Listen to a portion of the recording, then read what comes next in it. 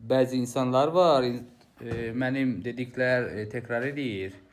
Deyir, yazıqsınız insanlar. Kimlər ki, o əsasən problemli olaraq əməllərdən, negativ şeylərdən çətinlik çəkərək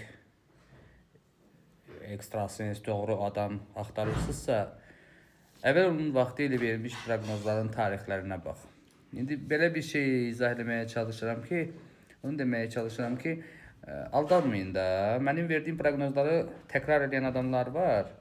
Mən bugün proqnoz verirəm, sabah mənim dediklərimi bir başqa sözləri də qataraq təkrar edir. Sonra da özünü reklam edirlər. Deyir ki, ha mən demişdim. Amma halbuki mən bu proqnozlar verəndə bir neçə il bundan əvvəl bugün gündəmdə olan özünü reklam edən ekstrasens adlandırdığı şəxslər heç yox idi.